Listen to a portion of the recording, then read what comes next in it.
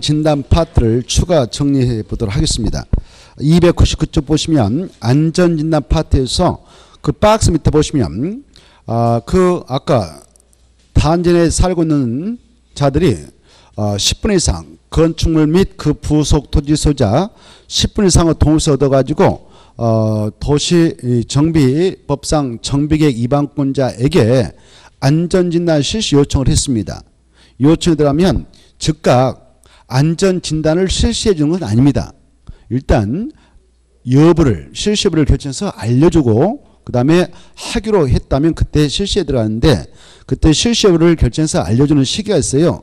밑에 손을 보시면 30일 내에 그 여부를 결정해서 알려주게 돼 있다. 이 수치는 자주 나오니까 시험에 좀 수치 알아두십시오. 정비계획을 위반하는 위반권자 아까 했습니다마는 위반권자인 5명 특별자치시장 특별자도사 시장원수 또는 구청장 등 이네들을 위반권자를 했습니다. 정비계획 위반권자는 안전단의 요청이 들어왔다. 아까 실시 요청이 들어왔다. 요청 10분 이상의 동의서 첨부해가지고 요청이 들어가면 요청부터 며칠에 그 요청을 했던 자에게 실시 여부를 결정해 알려주는 거 30일 이렇게 받으시고 다음에는 통과를 해도 됩니다. 쭉 내려가셔서 가로 2번을 보십시오. 가로 2번 보면 이제 만약 안전진단을 실시하게 된다면 그 대상이 문제가 되는데 자 재건축 사업의 안전진단은 주택단지의 건축물을 대상한다. 이게 중요해. 그래 건축물이다 이겁니다. 이 주택단지가 있다면 주택단지 안에 아파트 10동이 있고 그 안에 관리사무소 건물도 있고요. 경로당도 있고 뭐 어린이터 그 유치원 건물이 있을 수가 있어요. 그 단지 내에 있는 것들을 싹 묶어서 건축물을 합니다. 그래서 공동주택만 그 대상을 한다 그럼 틀리고 주택단지 내 건축물을 그 대상으로 한다. 다만 박스 안에 4가지는 실시 대상에서 제할 수 있다. 이것도 잘 봐주셔요. 그래 다만 다음의 주택단지 건축물인 경우에는 안전진단 대상에서 제할 수 있다 없다? 있다. 제했다 또 한번 보세요. 시험에서 이것들도 실시해야 된다 이렇게 잘 나와. 그래서 실시 대상에서 빼버린다 그 말이에요. 어떤 거냐 1번 그 천재 지변 등으로 인하여 그 주택단지 내에 있는 주택이 붕괴돼 버렸어. 붕괴했다 체크해요. 붕괴됐다면 굳이 돈 들여서 안전날 실시할 필요 없겠죠. 그래서 붕괴했다 포인트 잡고 붕괴되어 신속히 재건축을 추진할 필요가 있다고 위반권자가 인정하는 것. 위반권자에다 줄 거예요. 누가 인정해야 되는가? 위반권자. 두 번째 그 주택의 구조안전상 사용금지에다 똥함시 사용금지. 구조안전상 사용금지. 그리고 지금 그 단지 내에 주택이 있는데 건축 사용한 지 지금 40년 정도 됐다. 40년 되면은요. 구조안전상 붕괴의 소지가 있어가지고 위반권자 그쪽 장들이 아까 위반권자 아까 말씀드렸죠. 여기 같은 경우는 구청장이죠. 구청장이 그거 사용해서 안 됩니다. 붕괴의 소지가 있으니까 사용하지 마세요. 라고 구조안전상 사용금지 조치를 해놓은 것들은 바로 안전진단 대상에서 제할 수 있습니다. 그 다음에 그 세 번째 여기다 줄 거예요. 노후 불량 건축물에 관한 기준을 충족한 경우의 잔여 건축물 이렇게 되어 있죠. 그래 그 단지 내에 20동 있다 합시다. 지금 40년 된 5층짜리 아파트 20동 있고 뭐 관리사무소 등등 있는데 그것들 1동부터 20동까지 굳이 다 할 필요 없어. 안전진단. 왜? 한 동, 두 동 해다 보니까 다 노후 불량건축물로 판정이 떨어졌어요. 그렇다면 법에서 요구하는 노후 불량건축소 뭐 3분의 1가 충족됐다 그러면 나머지는 돈 들여서 하지 않아도 돼요. 그래서 잔여 건축물에다 체크해요. 잔여 건축물. 잔여 건축물은 안전진단 대상 실시해야 된다. 제한다? 제해.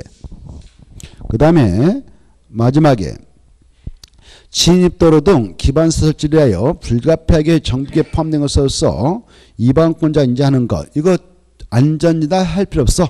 라고 인정한 선. 이 단지가 엄청 커가지고 40년 전에 만들었던 그 주택단지가 너무 커가지고 다음에 이제 재건축 사업할 때는 이렇게 여기다는 다시 진입도를 다시 뚫어야겠다라고 진입도로 설치한 기반설을 만들게 되어 있는 토지에 있는 건축물이 있다면 그것은 어차피 지임도로 뚫면서 철거할 수밖에 없겠죠. 그런 것들은 돈 들여서 안전진단 할 필요가 없다는 겁니다. 지임도로 등 기반시설 설치를 위하여 불가피하게 정부에 포함된 것으로서 이방권자가 인정하는 건축물은 안전진단 대상에서 제외할 수 있다. 네 가지.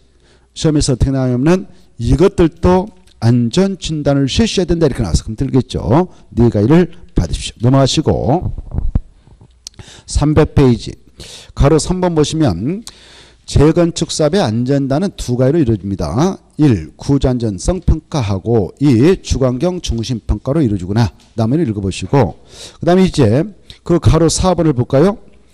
이 이방권자는 안전진단의 실시를 결정을 하게 되는데 야, 이 단지 안전단 실시해야 돼. 하지 않아도 돼. 이런 여부를 이방권자가 결정하는데요. 결정을 할 때는 무턱대고 이방권자들이 자기 책상 앞에 앉아서 한 게 아니고요. 1차적으로 현지 조사를 들어갑니다. 그 단지에 가가지고 주택단지 들어가가지고 현지 조사를 해보고 그리고 건축물의 구조 안전성 그리고 설비 노후 등 이런 것들을 심사해보고 그리고 안전단 실시를 결정합니다. 그 단지 안전진단 실시할까 말까 이 여부를 결정합니다. 만약 안전진단을 실시해야 되겠다라고 결정했다 하더라도 자기들이 직접 하는 게 아닙니다. 이방권자 아까 행정청이었죠. 특별자치장, 특별자도사, 시장군수, 구청장 등 했잖아요. 얘네들이 무슨 전문가도 아닌데 지네들이 안전단 실시하겠습니까? 아닙니다. 전문기관에게 돈 주고 의뢰를 해요. 그래 전문기관에게 의뢰를 하는데 이 안전진단을 의뢰받아가지고 실시할 수 있는 자격 기관이 세 가지 있다. 어떤 기관에게만 의뢰를 해서 맡길 수가 있는가? 가라네. 끝에다 줄까요? 안전진단 전문기관 한국시설안전공단 한국건설기술연구원 이런 세 가지 기관만 법적으로 안전진단을 의뢰받아가지고 실시할 수 있는 기관이 되겠습니다. 이 기관에게 맡깁니다. 이 시장 여기서는 구청장이죠. 아까 이방권자 말씀드렸어요. 이방권자들이 이네들한테 맡겨요. 좀 해달라고. 그래 이네들이 이제 들어갔습니다. 오 보면 이방권자로부터 안전진단을 의뢰받은 이 셋 중 하나의 기관은 그 말이에요. 그때 국토교통부장이 정하여 고시한 기준에 따라서 안전진단을 실시하고 실시해서 결과서가 나오면 그 결과 보고서를 작성해 가지고 이방권자하고 요청해서 실시했다면 요청아까 주민에게도 보내줘야 되겠죠. 요청한 자에게도 보내줍니다. 자, 그 다음에 이제 밑으로 내려가셔서 그 6번을 보시면은 이때 안전진단에 들어가는 비용이 있었습니다. 그 비용은 바로 아까 요청에 의해서 이루어졌다면 요청한 자에게도 부담을 시키게 된다고 그랬죠. 시킬 수 있다고 그랬죠. 그 다음에 7번을 보시면은 7번 자 정비계획 위반 여부 결정 이제 정비사업을 할까 말까 그 여부를 그 결정할 때 누가 결정하느냐 7번이 중요한데 정비계획 위반권자가 결정합니다. 거기다 체크하세요. 정비계획의 위반권자가 결정한다. 그래 정비계획 위반권자는 바로 그 안전단 결과하고 도시계획상하고 그 지역의 지역권을 종합적으로 검토해서 정비계획 위반 여부를 최종 결정한다. 이때 정비계획 위반 그 말은 주택 재건축 사업을 하기 위한 정비계획 위반 여부를 결정한다 그 말입니다. 재건축 사업을 하기 위한 정비계획 위반 여부는 누가 결정하는가? 위반권자가 결정합니다. 그 다음에 이제 만약 이제 위반권자께서 바로 정비계획 위반 여부를 결정했다면 지체 없이 바로 특별시장, 광역시장, 도시에게 그 재건축 사업을 하는 정비계획 위반 결정 내용과 그리고 안전한 결과 보고서를 제출해야 합니다. 이때 누구는 죄되냐? 특별자치장, 특별자도사는 자기들이 위반권자이면서 자기들이 바로 자기 지역의 대장이니까 자기들은 자기들이 가지고 있습니다. 그러면 누가 정비계획 위반권자로서 정비계획 위반 여부를 결정했다면 특별시장, 광역시장, 도지사한테 그 서류를 제출했냐? 서울특별시 아까 자치구청장, 6도 광시의 자치구청장과 광시는 군수, 도 산에 있는 시장수, 이방권자 아까 여러 명 있었죠. 그 여러 명 중 2명은 자기가 가지고 있지 누구한테 제출하지 않습니다. 특별자치장하고 특별자치도사는 자기들이 가지고 있고 나머지 기초자산시장만 광역자산시장인 특별시장, 광시장, 도사에게 제출을 하도록 되어 있구나. 이렇게 흐름을 좀 봐주시고 그 다음에 이제 오로치도 모셔서 8번에 저기 3번을 봐보세요. 이 국토교통부 장관께서는요. 국토교통부 장관은 시도사에게 바로 안전단 결과 보고서에 제출을 요청할 수 있는 자격이 있습니다.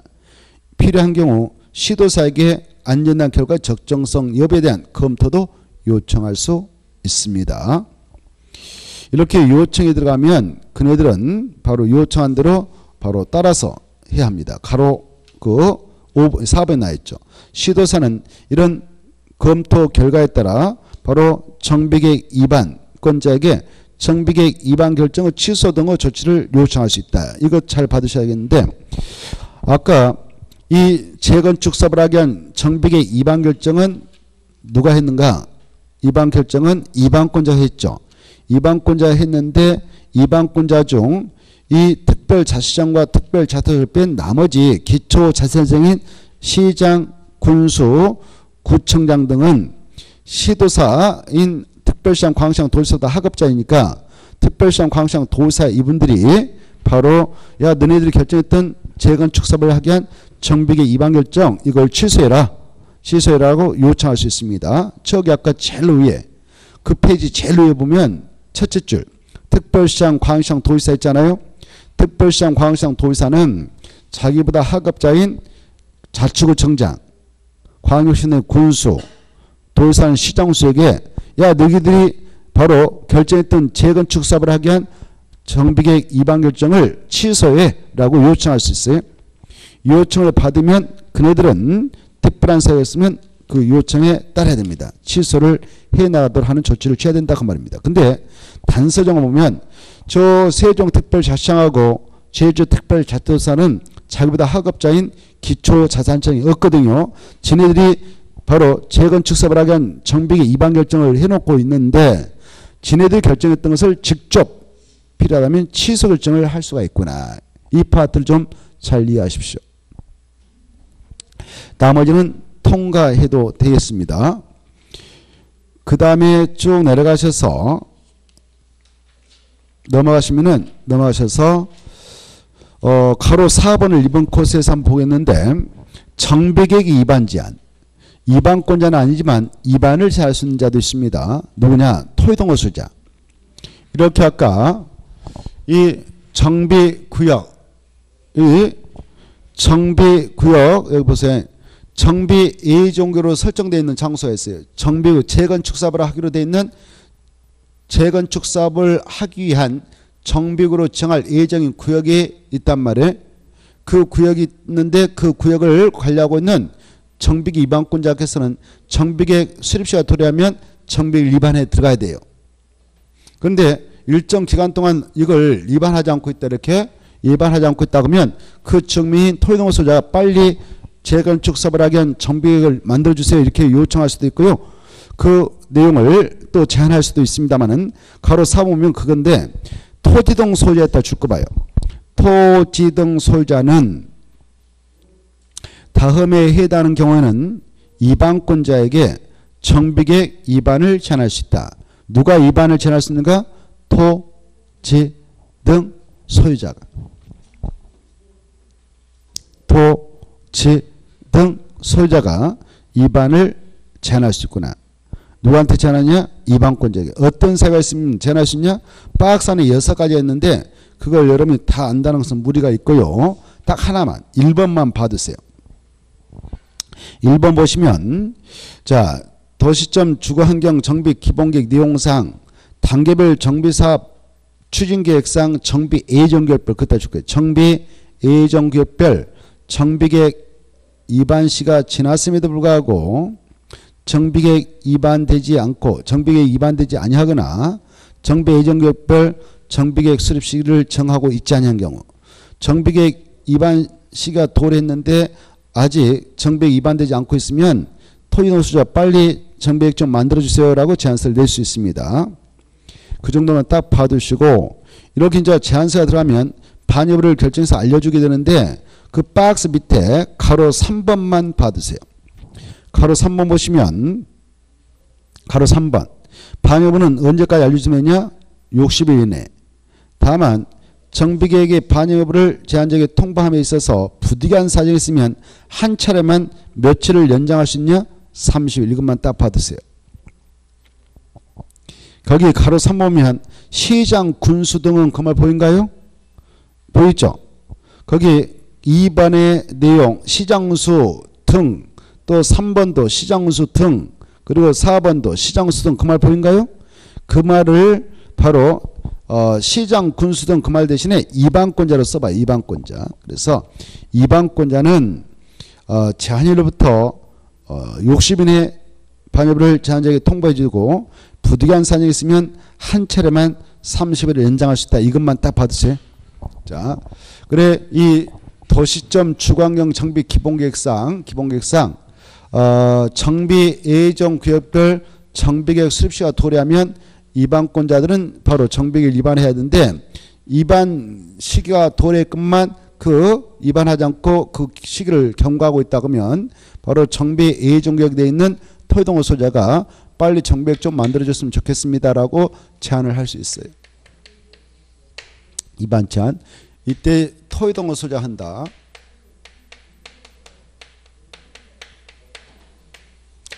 토지동호 소유자가 위반 제한하면 반여부를 통보해 줄 때의 원칙은 60일.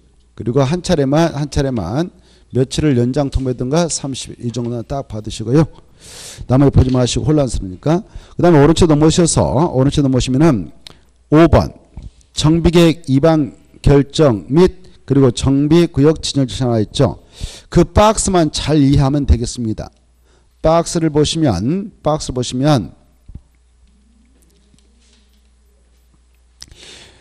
정비계획을 위반해서 결정해 나갈 때 주민에게 서면 통보, 주민 설명을 걸치고 30일 이상 주민 공람시키고 주민 공람 기간 내 주민들 의견 제출하면 되고, 그리고 지방의 의견 청취하되 지방의 의견 청취자 지방에게 보내면 지방에는 60일 의견 제출. 그 다음에 정비계획 위반합니다. 위반해 가지고 심의 걸치고 정비계획을 결정해서 정비를 지정고시하거나 정비를 지정고시하고 나서 지정권자들은 국장한테 보고하고 일반한테 일람시켜서 끌어서 보거나, 거기서 정비계획을 위반하기까지는 주민의 공람이 필요한데 주민에게 공람시키는 기간은 며칠 이상 보장했던가 30일가 하나 딱 봐주세요. 박스 속에서 주민 공람은 며칠 이상 시키는가 30일. 그리고 지방에게 의견 듣기 위해서 보내면 며칠 의견 제시하는가 60일. 이것만 봐두시고 통과해도 되겠습니다. 그 밑에 있는 것들이 다 그 말을 써놓고 있으니까 볼 필요 없고요. 아까 그 박스 안에 있는 거 보시고 가로 4번을 보십시오.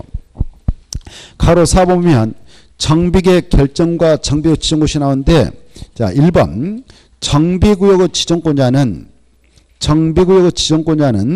바로 정비구역을 지정고시했다면 그 내용을 동그라미 3번 국장한테 보고해야 된다. 그 정도는 보십시오. 정비구역을 지정고시했다면 그 내용을 국장한테 뭐 해야 되는가 보고. 뭐 그것은 참고로만 봐주시고, 그 다음에 내려가셔서 이제 6번은 중요하다. 6번은 중요표. 이와 같이 이제 정비구역 지정고시가 있으면 어떤 요리가 발생하는가? 자, 저번 우리는 정비계획 위반권자도 공부했습니다. 정비계획 위반권자.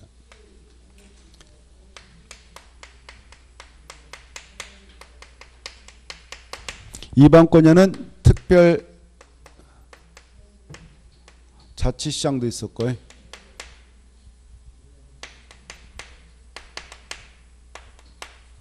특별자치도사, 그 다음에 시장, 그 다음에 군수, 그 다음에 구청장 등이 있었죠.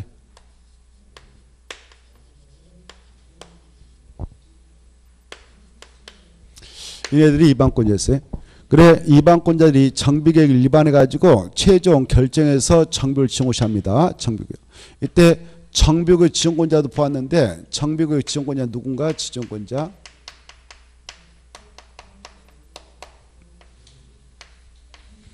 정비계획 지정권자는 누구 있었습니까? 특별시장도 있었고 광역시장 특별자치 시장 특별자치 도의사 시장 군수. 여기서 주의할 것은 이 정비구 지정구자에는 여기 8도에서는 도의사는 아니다. 이게 중요해요. 도의사 아니다. 그리고 국토교통부도 아니다. 국토교통부장도 아니다. 그래 이 정비구 지정구자가 올해 대표 이렇게 개정됐습니다. 올해. 그래서 정비구 지정구자는 좀 이해하고 계셔야 돼. 이 정비사업을 하게 한 장소인 정비구는 서울특별시에서 누구만 지정하냐? 특별시장만 지정한다 그 말이에요. 특별시장. 특별시장이 지정하는데 여기 봐보세요. 서울특별시에서는 자치구청장 25명 있어요. 25명이 자기 구에서 정비사업을 하게 한 정비계획 위반해가지고 바로 그걸 바로 제출합니다. 정비를 지정해달라고 요청해. 이렇게 신청한단 말이에요. 지정권의 특별시장. 그러면 서울특별시에 지정을 해줘요. 그래서 서울특별시에서는 정비계획 위반권자하고 정비구역 정권자가 약간 다르죠. 6대 광역시도 마찬가지예요. 6대 광역시도 여기 6대 광역시에 있는 자치구청이라든가 아까 이 구청장 뜻을 말씀드렸잖아요. 구청장 등이라는 것은 자치구청장하고 광역시는 군수라고 해요. 그래서 6대 광역시에서는 6대 광역시에 있는 자치구청장이라든가 군수가 자기 군의 정비계획을 위반해가지고 최종적으로 바로 그 위반된 계획서를 가지고 광역시한테 정비구역 지정을 신청합니다. 그러면 정비구역을 지정하는 이 광역시장이 정비계획을 결정 고시함과 동시에 정비를 지정고시해 이렇게. 그 다음에 여기 세종시하고 제주특별자치도 있잖아요. 여기는 기초자치단체장이 없어요. 그 정도 알고 계셔야 돼. 뭐가 없다고? 기초자치단체장이 없어요. 그래서 여기에서는 광역자치단체장 이분들이 특별자치시장 세종시에서 이분이 자기 지역에 대한 정비계획 위반해가지고 자기들이 정비계획을 직접 결정고시해요. 결정고시를 통해서 정비계획을 지정고시한단 말이에요. 이렇게. 제주도서 마찬가지예요. 제주특별자치도사가 자기 지역에서 정비 사업을 하게 한 정비계획을 직접 위반해서 이 정비계획을 결정 고시하면서 아울러 정부도 지정고시합니다. 이렇게. 그 다음에 이제 이 8도 경기 강원 충청남부 경상남부 전라남북도 거기서는 이 도사는 정비계획 지정권자 아니에요. 각 경기도 수원에서는 수원시장이 연천은 연천군수가 자기 시에서 군에서 정비계획을 할 필요가 있다. 그러면 정비계획 위반해가지고 지네들 스스로 결정 고시해서 정비를 지정고시합니다. 이렇게. 그래서 정비구역 지정권자를 잘 꿰뚫고 계셔야 되겠어요. 이 흐름이 복잡해요. 그래서 좀 이해를 하면서 공부를 해야 됩니다. 자, 이렇게 이제 정비구역을 지정고시했다. 그때 효력 뭐 효과 같은 말인데 효과가 중요해. 이제 여기서 한 문제 나올 거예요. 자, 그동안 한번 시험에 나올 것들 추려서 한번 보겠습니다. 6번에 1번은 알아주셔야겠다. 이 정비구역을 지정고시하면 그 장소는 국토계획법상 지구단위 계획이 결정 고시된 걸로 간주됩니다. 지구단위 계획.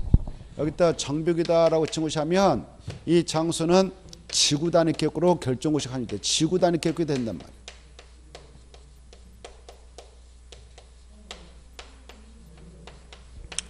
지구단위 계획으로 결정도 고시되고 간주돼서 지구단위 계획이 되고요. 지구단위 계획으로 결정 고시되면요 어떤 효과도 있냐면은 우리가 국토개법에서 공부했죠. 이 안에서는 사적 개발행 허가 못 받아게 5년 동안 개발행 허가도 제한할 수 있어요. 허가 못 받아 막아버릴 수 있어요. 원칙 1회 한 3년, 1회 한 2년 연장해서 합 5년 동안 허가 못 받아 막을 수 있죠. 법적으로. 그리고 이 지구단위 계획구에서는 지구단위를 만들어서 상세하고 구체적이고 그 장소를 조성해 나가는데 이 아까 정비계획에다가요 필요하다면 국토상 지구단위 계획이라는 사항도 포함한다 그랬죠. 만약 지구단위 만들 때에 정비계획 위반할 때에 이 내용을 포함해 가지고 위반했다. 그래서 결정고시했다면 그 정비계획 내용 중 정비계획 내용 중 국토협상 지구단위 계획 내용상이 있다면 이것도 국토계획법에 따라 지구단위 결정 고시성으로 간주됩니다. 결정 고시된 걸로 간주가 된다. 받으십시오. 그래 정비계획 자체가 지구단위로 다 결정 고시가 간주된 게 아니고 바로 정비계획 중 국토계획법에 따른 지구단위 내용상이 있을 때에만 그것만 국토계획법에 따른 지구단위로 결정고시가 간주된다는 것. 오른쪽도 모셔서 2번도 2번 코스에서 보겠는데 2번. 자, 이와 같이 정비구역이 지정되기를요. 정비구역이 지정되기 전에 이 장소에다가 국토계획법에 따른 지구단위 계획구다라고 결정을 해놨어요. 지구단위 계획구라고 결정했는데 바로 그 장소에 대하여 정비계획에 포함할 내용을 모두 포함해서 지구단위를 만들어가지고 결정고시했다. 그랬다면 그 해당 지구단위 계획은 자동적으로 정비구역으로 지정 고시된 걸로 간주하자. 이렇습니다.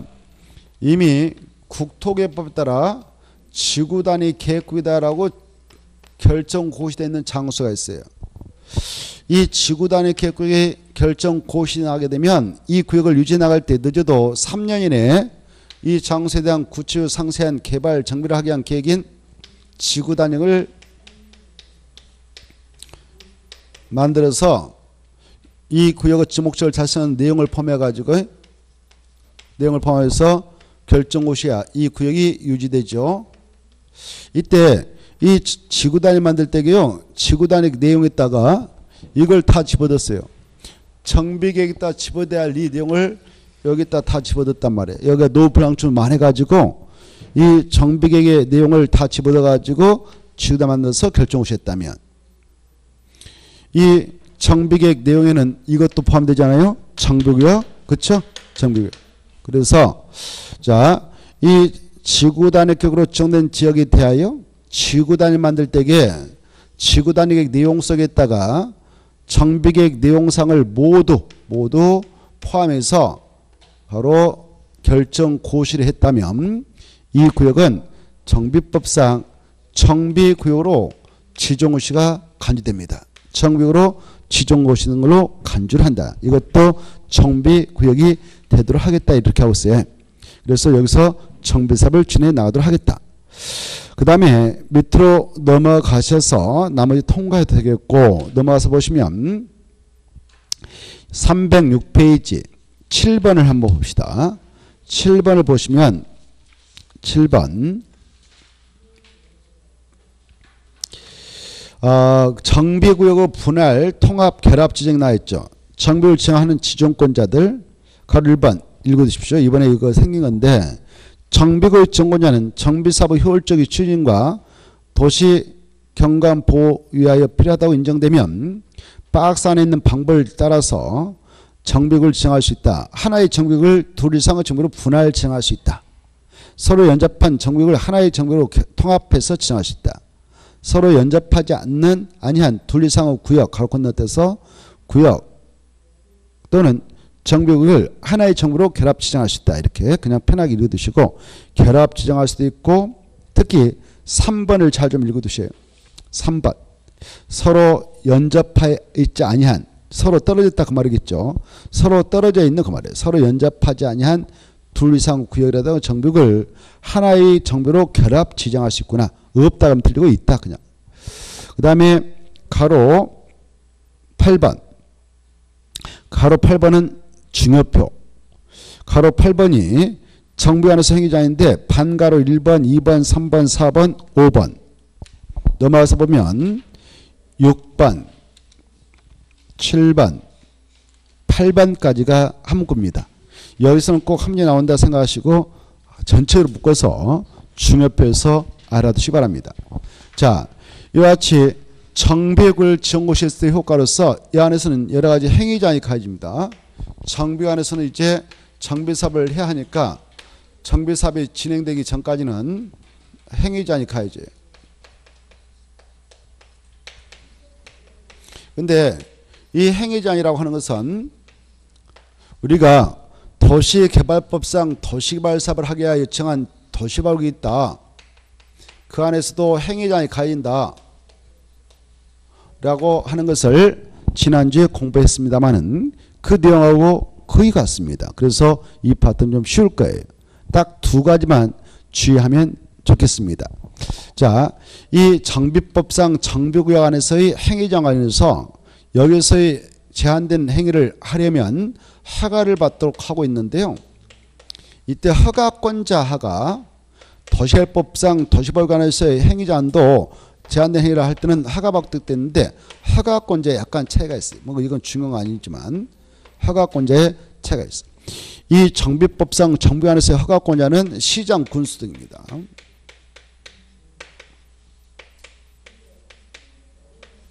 그리고 여기서는 바로 특강, 특특, 시장, 군수 이렇게 이런 허가권자의 차이가 있는데 자, 이때 허가권자한테 허가를 받아야 할 때게요.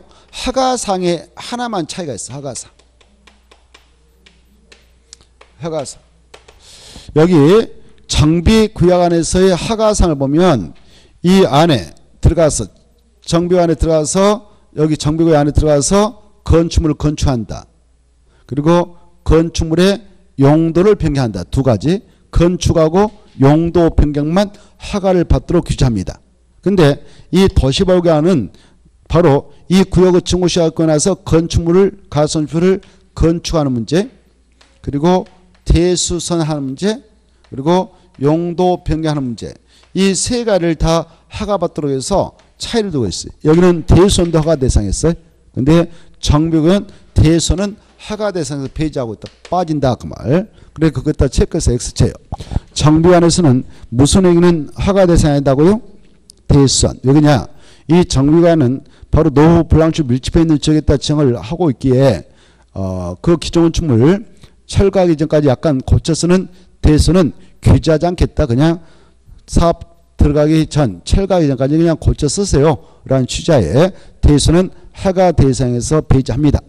근데 도시개발법상 도시개발구역은 대수선까지 규제하는 이유는 그거는 수용 방식을 적용해서 사업할 때 보상을 몽땅 타먹기 위한 수작으로서 헌집을 세지까지 살짝 고쳐놓을 수가 있어. 그래서 대수선도 허가받도록 규제하고 있습니다. 그래 여기 보면 이 7가지 나머지는 이제 정비관에서 행위자하고 도시개발관에서 행위자 같아요. 그래 보니까 어떤 거냐, 약자로 건공 토토토 물주 이렇게 하면 되죠. 건공 토토토 물주. 이 내용은 우리가 도시개발법 공부할 때 자세히 했기 때문에 여러분이 읽어보시면 될 겁니다. 특히 거기서 토지분할 같은 거, 특히 3번의 공유성 매립행위, 그리고 6번 물건을 일교상 쌓아둘 때 옮기기 쉽지 않은 물건을 쌓아둘 때 허가받도록 돼 있다는 거 봐두시고, 1번에서는 가설까지 포함해서 건축 용도할 때 허가받도록 돼 있다는 거, 허가받은 상을 변경할 때 변경허가 또 받아야 된다는 거 박스에 있으니까 읽어보시고, 가로 2번 허가 없이 허용되는 것은 도시개발구역과 똑같아. 그것다 정비구역이나 도시개발구역이나 허가 없이 허용되는 6가지는 똑같습니다. 다만 특히 여러분들은 1번, 2번, 3번 그리고 6번을 좀 유념하셔야 되죠. 거기 6번 보면 경작지에서 임식제 이것은 줄 거 놓고 허가 대상입니다. 이렇게 이것도 있잖아요. 도시개발법에서 그거 중요하다고. 경작지에서 임식제 할 때는 바로 수용 방식 때 몽땅 보상을 타먹게 한 수자로 간주되니까 규제하기 위해서 허가받도록 돼 있다는 거 그것도 써놓으세요. 허가 대상이다. 그 다음에 이제 가로 3번 똑같아. 여기나 도시개발구역이나 허가 신청 들어왔다. 허가권자 허가 내줄 때 시행자에서는 시행자 의견 듣고 판단해라. 기득권도 똑같다. 이 구역 지정구역 상시 이미 허가 등을 받아 공사의 사업에 착수한 자에다 줄 거예요. 착수한 자만 기득권 보여준다고 했죠? 며칠 내에 신고만 하면 된다. 30일. 신고다 허가다. 신고 이거 30일. 계속할 수 있다. 그 다음에 이제 위반자는 조치 여기에 차이가 있네요. 도시개발법은 위반자는 허가 대상 허가 안 받고 하면 3년 3천인데 여기는 2년 2천. 여기는 좀 약하게 처벌하고 있어. 원상 회복을 명한다. 명동을 치고 명령을 이해하자면 행정 대지표를 통해서 원상 회복한다. 이건 같아요. 다만 형벌의 정도가 차이가 있죠. 여기는 3년 3천이 아니라 2년 2천. 도시개발법상 도시개발구역은 3년 3천이라고 했죠. 여기는 2년 2천. 여기는 좀 약하게 처벌해요. 왜냐하면 여기는 1차적으로 이미 한번 개발돼 가지고 노후 불안충만 밀집해 있는 그런 좀 심한 지역이죠. 그래서 여기는 위반된 행위가 크게 문제가 안 되는 거죠. 곧 있으면 철거 작업에 들어가는데 그래서 이거는 2년 2천. 넘어가시고 이 정비법상 이 정비구역 여기 봐보세요. 정비법의 내용 지금 우리가 무슨 법을 공부하냐? 정비법을 공부하고 있는데 정비법에 규정되어 있는 내용은 여기에서만 적용되는 거예요. 여기서 정비구역에서만. 정비구역 아니면 절대 적용되지 않아요. 정비법 규정은. 정비구역 정해가지고 이 안에서 정비사업 할 때만 적용되는 법이 정비법입니다. 이런 법을 특별법이라고 그래요. 정비법은 이 안에서만 적용된다. 그래서 특별법이다. 이 안에서 적용된다. 근데 봐보세요. 이 정비구역은 국토가 이렇게 있다. 대한민국 국토가 있다. 그러면 이렇게 정비사업에서 정한 정비구역이 있지 않겠습니까? 이 안에서만 적용된다 그랬어. 정비법. 그래 이 정비구역이라는 것은 바로 국토의 일부이기도 하지 않습니까? 국토가 전국에 있는 토인데 국토 전체에 대하여 적용되는 법이 국토개법이 있다고 그랬죠. 이런 법은 일반법이라고 해요. 일반법이. 그래서 이 장소에서는 바로 국토개법도 국토 일부니까 적용이 되고 또 정비법상 적용 대상 정비니까 당연히 정비법도 적용되어 있죠. 정비법하고 국토개법 모두 다 적용되는 장소인데 두 개의 법을 적용할 때는 무슨 법을 우선 적용해서 정비사업을 추진할까요? 정비법, 특별법, 우선어치 적용되므로 정비법에 있는 내용을 우선 적용합니다.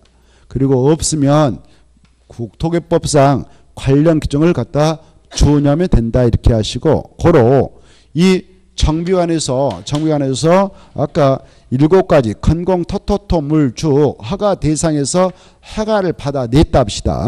허가 받아냈다면 국토개법에 의하면 국토에서 개발행할 때 56조에 따라 개발행 허가 받아라 라고 규정하고 있는데 국토개법상 또 개발행 허가를 받을 필요가 있느냐? 없다. 받은 걸로 간주를 해준다 라는 겁니다. 그 내용이 바로 6번과 7번 나오니까 6번과 7번은 그런 식으로 이해를 하면 되겠고 특히 7번은 시험에 나오니까 7번은 좀 잘 이해를 해 주시기 바랍니다. 7번 보면 정비법상 정비구역에서 바로 허가를 받은 경우 국토개법에 따른 허가를 받은 것을 본다. 이렇게 딱 받으시고 그 다음에 이제 8번. 8번은 이런 겁니다. 여기 보세요. 8번은 여기 여러분이 여기 살고 계시잖아요. 그러면 여기 광역시장이요. 이쪽에 광역시장이 우리 광역시에서 앞으로 향후 10년에 걸쳐서 무슨 지역에서 무슨 사업을 하고 무슨 지역에서 재개발을 언제부터 언제까지 진행해 나가도록 하고 정책적으로 무슨 지역에서는 재건축 사업을 추진해 나가도록 하고 무슨 지역에서는 주관경 개선 사업을 하도록 하겠다라는 그런 정책 방향을 제시하기 위해서 이 기본계획을 수립하죠. 그때 수립하게 될 때는 그 계획 속에 있다 꼭 포함시킬 등이 많았습니다. 사업 명칭을 꼭 정해서 사업 명칭에 관한 내용과 관련해서 그 사업을 어디서 하겠다라고 그 장소를 계략적으로 밝혀줘라 이렇게 돼 있잖아요. 그 사업을 하기 위한 정비 예정구역의 계략적 범위도 밝히고 그 정비 그 예정구역별 정비계획 수립 시기도 밝혀서 이 계획을 수립해라 그랬습니다. 그리고 이 계획을 수립하는 절차상 바로 이 주민한테 아까 공람을 시켜줘라 그랬어요. 공람. 주민한테 며칠 이상 공람을 시켜줬어요. 14일 이상. 아까 했죠. 그래 이때 관심 있는 주민이라면 이 계획서를 지금 수립증이 있고 공람을 시킨다고 가서 보자. 보니까 자기가 살고 있는 지역에서 몇 년도부터 몇 년도까지 바로 이 사업을 할 예정이라는 거예요. 재개발 사업. 재개발 사업을 할 예정인 그런 정비 예정구역이라고 딱 밝히고 있네요. 그러면 눈치 빠른 주민은 바로 여기에 한 필지만 있다. 그러면 다음에 재개발 사업 추진할 때 바로 분양을 신청함에 있어서 하나밖에 분양 못 받아가요. 주택. 근데 이걸 수없이 이렇게 쪼개놓으면 어때요? 명의를 동생 명의로 하고 친구 명의로 하고 자기 명의로 하고 누나 명의로 해놨다 그러면 바로 다음에 재개발 사업 할 때에 분양받을 수 있는 건수가 4개로 늘어날 수 있어요. 이걸 지분 쪼개기 그래. 뭐라 한다고요? 지분 쪼개기. 그래 이 주택 경기, 아파트 경기가 좋을 때는요. 바로 여기 이런 재개발 사업장에 바로 땅을 하나만 가지고 있으면 조합원의 지료를 가지고 있고 분양 신청할 수 있는 권리를 하나로 인정받으니까요. 미리 이렇게 땅을 하나서 사놓는다든가 허름한 집을 사놓으면 좋습니다. 그래서 하나 분양 신청해서 분양받으면은 아파트 가격 분양받을 때 조합원으로서 재개발 사업 조합원으로서 아파트 분양받을 때에 3억이 분양받았는데 아파트 가격 폭등해서 5억을 올라갔다면 2억을 주선격이 되거든요. 이런 시절이 있었는데요. 그러하기 때문에 이 지역민들이 하나만 땅 가지고 있으면 하나밖에 분양 못 받아가니까 명의를 막 여러 사람으로 하기 위해서 쪼개버리니까 한 필지를 수업지로 쪼갠다든가 그래서 아까 그렇게 명의를 딱딱 쳐놓는단 말이에요. 그러면 각각 분양시에서 하나씩 받아갈 수 있거든. 이걸 토지 분할을 통해서 분양받아갈 수 있는 권리를 늘린다 이렇게 표현합니다. 이런 방법이 하나 있고 또 땅은 더 이상 쪼갤 수 없다 보니까 여기다 건물 지으면 좋겠구나 해가지고 건물을 쳐서 구분 건축을 만들어요. 구분 건축. 구분 건축을 만들어서 친구로 하나 살아올고 또 누나한테 소유권 주고 동생한테 주고 등등 해서 구분 소유를 막 늘려버려. 구분 소유자들도 법적으로 분양받을 권리를 주고 있거든요. 조합원으로서. 그러면 어때요? 이렇게 분양받을 권리수가 엄청 늘어나 본다. 그러면 이때 재개발 사업 할 때 원래 한 개만 분양해도 될 것을 수십 명한테 분양해 주는 어려움이 있잖아요. 그러면 이 사업성을 떨어뜨리고 투기 바람을 초래한 우려가 있는 거예요. 그리고 속된 말로 비경제적인 건축을 유발시키는 그런 현상을 발생케 합니다. 그래서 이렇게 건축물을 건축해서 분양받을 권리수를 늘린다든가 토지를 분할해서 이렇게 분양받을 권리를 늘릴 수가 있으니까 이걸 억제하겠다. 이걸 억제하겠다 해서 두고 있는 것이 8번 되게 8번. 8번은 그런 주의에서 두고 있습니다. 8번은 거기 보면 국장이라든가 시도사, 시장, 군수, 구청장 등은 비경제적인 건축행위라든가 투기 수요의 유입을 막기 위하여 이 기본계획을 이렇게 공람적인 아까 14 이상 공람시킨다고 그랬죠. 공람적인 정비 예정구역이라든가 정비계획을 지금 수립 중인 지역에 대하여 줄 거예요. 이제 3년 이내의 기간 동안 이 말 중에 3년 이내 기간 동안 아참에 1년을 보면서 한 차례만 더 연장할 수 있습니다. 그까지 1년을 보면서 한 차례 연장할 수 있다. 합하면 뭐 4년이 되겠죠. 1년 더 연장해서 다음의 행위를 제한할 수 있다. 뭐 행위를 제한할 수 있냐? 두 가지. 토지분할하고 건축물 건축. 건축물 건축하고 토지분할. 두 가지만 제한할 수 있다. 그거 그 정도를 봐두시기 바랍니다. 나머지는 보지 않아도 돼요. 그때 마지막 손 봐봐. 제일 밑에 이제 마지막 손을 보면은 이후 두 가지 행위를 제한했다 합시다. 그래 이 두 가지 행위가 제한된 지역에서 건축물 건축과 토지 분할 행위를 하려 할 때는 관할 시장군수 등한테 가서 허가받아야 된다. 이렇게.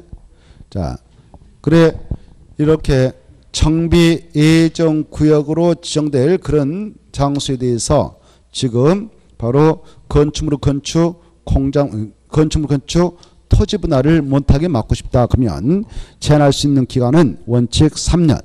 이래 하나요. 바로 몇 년에 보면서 연장할 수 있는가? 바로 1년. 이 정도 보시기 바랍니다. 그 다음에 오른쪽 넘으셔서 309쪽 보시면은 정비구역의 해제 등 이번 코스에 또 그것도 한번 봅시다. 정비구역의 해제 등을 보겠는데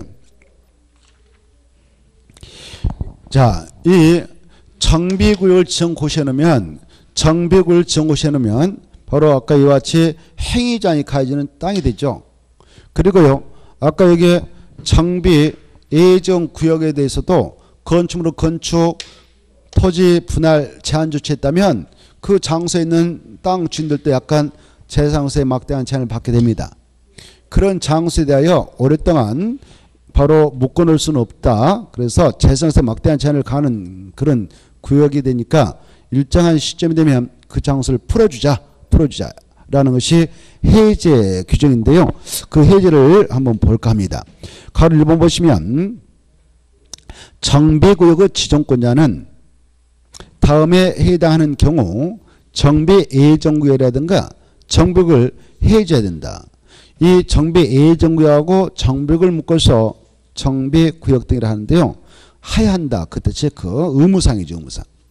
정비구역 정구자. 아까 정비구역 정구자 말씀드렸습니다. 6명. 전애들은 바로 자기 관할 지역에 자기가 정했던 곳에 1번부터 3번 박스 안에 이런 사유에 해당하면 풀어줘야 돼요. 해야 한다. 의무적이다. 의무적이다. 풀어줘야 한다. 박스 안에 1번부터 3번 있잖아요. 그런 사유에 해당하면 풀어줘라. 그래 지금은 이 정비사업을 원하지 않습니다. 서울에 있는 그 시민들 중에 이 사업을 과거에 오세훈 시장이 할 때는 엄청 해달라고 했어요. 그래서 그때 막 여기저기 어마어마하게 징해버렸습니다. 근데 이 정비구역을 정해서 정비사업을 추진하게 되면 결국 여기에서 살고 있는 원주민들은요. 철거차 이주해야 합니다. 이주해야 돼. 이주를 하게 되면 자기 집이 여기 정비구역에 포함됐던 집이었는데 허술한 집이었다. 그래 정말 집터도 적고 대지도 적고 집도 오래돼가지고 허섬하지만 자기 집이었단 말이에요. 자기 집. 할아버지 계셨는데 할아버지 할머니가 계신데 뭐 자식들은 아예 쳐다보도 않고 노부부가 살고 있어. 노부부가 살고 있는데 아무튼 부부가 살고 있는데 할아버지 할머니 살고 있는데 자기 집이란 말이에요. 자기 집. 자기 집이니까 쫓겨날 일이 없단 말이에요. 아무리 없이 살아도. 그리고 연세가 들어가서 경제 능력도 계속 잃어가고 경제활동 능력도 없어지고요. 수입은 별로 없고. 그래도 그냥 어떻게 살고 있는데 갑작스럽게 이 정비사업을 하게 한 재개발사업장으로 지정됐다. 그러면 사업자 이걸 철거하게 됩니다. 그리고 조합원의 자격이 주어지니까 조합원의 자격이 있기에 분양신청할 수 있는 자격은 주어져요. 그리고 이게 재개발 사업을 통해서 만들어질 아파트 분양받고 싶으면 분양신청하세요라고 기회를 줘요. 근데 이 분양 예정가가 3억이다. 24평 뭐 평이란 말 써서 안 되지만 24평으로 해서 3억 아니면 뭐 5억으로 분양하겠다. 이렇게 3억 너무 싸니까 5억으로 한답시다. 예, 정정가를 매깁니다. 정정가 보니까 이게 2억 5천을 합시다. 새로의 분양가는 5억이고요. 그러면 2억 5천의 차이가 발생하죠. 그걸 자기가 부담할 능력이 있겠다. 융자 받아가지고 이자 내고 그걸 감당할 수 있겠다 하면 분양시장에서 이거 하나 받아가면 돼요. 2억 5천 융자 받아가지고. 융자 받아가지고 이자 낼 수 있는 능력이 있으면 받으면 돼요. 그래 이걸 받아냈어. 그래 나는 더 부담스럽지만 분양시에서 받았습니다. 24평짜리 하나. 재개발 사업 끝나고 나서 아파트 이제 2주에서 살고 있는데 계속 이자 내라고 은행에서 날아오네요. 날아와. 매달 얼마씩 내라고. 그래 5억짜리를 분양받아가지고 이게 집값이 폭등해서 7억짜리 되면 어떻게 저렇게 해가지고 또 감당이 되겠죠. 이자 내기 위해서 빚도 내보고 또. 그런데 이게 5억짜리가 4억으로 떨어져 버렸다 합시다. 4억으로. 그러면 1억 또 차이가 발생해 버리죠. 아까 2억 5천 융자 받았죠. 3억 5천에 빚덩어리 또 늘리게 되죠. 이 할아버지 할머니 감당이 될까? 자식들이 경제적으로 도움 안 주면 감당 못하는 겁니다. 그래서 옥상에 올라가서 떨어져 죽으신 분 많았어요. 이렇게. 그래서 이거 아니다 해가지고 하룻밤에 6명 떨어져 죽은 그런 지역도 있었어요. 그래서 이거 아니다 소문이 다 나가지고 이거 하지 맙시다 해서 이 규정을 만들었던 거예요. 정비구역 해제해버리자. 엄청 많이 지냈거든요. 서울에다가. 옛날 오세훈 시장 시에. 여러분 알랑 모르는데. 모를 거야 아마. 관심이 없으니까 그때. 그래 그 어마어마한 지정해가지고 지금 부장이 많아서 박원순이가 등장해서 지금은 이 규정을 동원해가지고 하나하나 풀어가고 있습니다. 경기도도 마찬가지죠. 경기도도 김문수가 하면서 어마어마하게 지정해버렸습니다. 그래 많이 지정했는데 지금은 오히려 풀어가고 있는 단계예요. 지금은 도의사가 지정 권한도 없잖아요. 보니까. 과거에는 도의사만 지정하도록 됐었어. 경기도에서는. 지금은 법을 개정해서 시장수가 지정하고 뭐 해제 이렇게 돼 있는데 바뀌었습니다는. 아무튼 서울에서는 오직 지정과 해제를 누가 하냐? 서울특별시장만 해요. 국장도 못해요. 국장도. 자, 아무튼 이 규정은 좀 중요합니다. 취지가 중요해요. 그래서 지금은 이 사유에 해당하면 풀어줘라. 풀어버려라. 이렇게. 그러면 그동안 뭐 조합설립 취내액 구성해서 운영비 들어갔다. 이런 것들이 매몰 비용이라고 하는데 매몰 비용을 일부 지원해 주겠다. 공채차원 가지고 이렇게 하고 있습니다만은 아무튼 이 박스 안에 있는 사유 한번 봅시다. 또 이 사유에 해당하면 의무로 해지를 해야 돼. 풀어버려야 돼. 이런 사유에 해당하지 아니하더라도 여기 있는 지역 주민들이 빨리 좀 풀어주세요. 우리 필요 없습니다. 그냥 헌집이지만 여기서 그냥 살래요. 철거 안 당하고 이렇게. 그래서 일정한 동의서 확보해서 바로 신청서 내면 풀어달라고 해제 신청 내면 풀어줄 수가 있습니다. 그 내용이 밑에 임의적 해제 사유가 나와요. 해제할 수도 있다. 뭐 이런 게 나와요. 한 장 넘어 나오는데 임의적 해제. 저 가로 2번에 임의적 해제가 나옵니다. 아까 앞에 있는 것은 의무적인 것이고 뒤에 또 네 가지 있잖아요. 네 가 박스 보면은 이것은 임의적이에요. 지역 주민들 풀어달라 하면은 풀어줄 수도 있어요. 이렇게. 그거 한번 보겠습니다. 309페이지를 보겠는데 어떠한 사유가 있으면 풀어나가야 되는가. 이 박스 1번부터 3번까지가 출제가 유력시 되니까 한번 받으세요. 첫째 1번 이렇게 청비 예정 구역이 있다 할까요? 청비 예정 구역이 있다 1번. 이런 구역에 대하여 기본계획에서 정한 정비구역 지정일이 도래했다요. 정비 계획을 만들어서 이렇게 지정해야 되는데 시가 도래했는데 몇 년 시작을 멍 때리고 있으면 풀어버려야죠. 3년. 정비구역 지정 예정이 도래했는데 아직 바로 3년이 때까지 아무 일을 하지 않고 있다. 그럴 때는 이제 역으로 지정할 게 아니라 풀어라. 3년이 될 때까지 그 특 시장 군수가 정비구역을 지정할 수 있는 지정권자인데 정비를 만들어서 지정을 해야 하고만 지정하지 않고 있다든가 서울특별시 6대 공항시에서는 구청장 등이 정비를 만들어서 지정을 신청해야 되는데 그때 신청하지 않고 있으면 오히려 풀어야 된다. 이거 3년 했다 좀 걸려. 3년. 정비구역 지정 A정일로부터 할 때 A정일 했다 땀치고 A정일이 세자니까 3년 이렇게 좀 기억을 해보고 그 다음에 2번 재개발하고 재건축 사업의 경우 조합이 사업을 하게 된다. 조합이 사업을 하게 된다면 바로 조합 만들어서 사업 시행 인가 신청하고 인가 신청해서 쭉 나가야 됩니다. 그래 이 여기가요 재개발 사업장이다. 아까 사업이란 것은 이렇게 있잖아요. 재개발 사업도 있었고 재건축 사업도 있었죠. 그리고 주거환경 개선 사업이 있었는데 여기 봐봐요. 주거환경 개선 사업 할 때는 이 안에 있는 토해동호 소유자가 조합을 만들 일 없어. 조합을 안 만들어. 근데 재개발하고 재건축은 토해동호 소유자가 조합을 만들어서 시행자로서 등록해서 사업을 추진해 나가시 일반적입니다. 무슨 사업을 할 땐 절대 조합 만들지 않는다고? 주거환경 개선 사업이. 주거환경 개선 사업은 그 안에 있는 토해동호 소유자, 여기 있는 친구들이 토해동호 소유자인데 토해동호 소유자가 죽어버렸어. 죽었어. 주거환경 개사업은 죽어. 그래서 조합 절대 없다. 이렇게 딱 머릿속에 각인시켜놔야 돼요. 무슨 사업을 할 때는 조합 없다고? 주거환경 개선사. 알겠죠? 머릿속에 생각해주세요. 근데 이 재개발하고 재건축은 이 안에 있는 토해동호 소유자가 재개발 조합, 재건축 조합을 만들어서 조합이 사업을 합니다. 그런데 이 재개발 사업의 경우는 만약 그 사업장이 상업적이다 공업적이다 그러면 상가 주인 돈 많은 층만 해. 공장주 돈 많은 층만 해.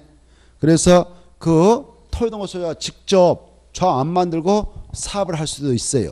그래 재개발은 조합을 만들어서 할 수도 있고 조합이 아닌 토해동호 소유자가 할 수 있는 유일한 사업입니다.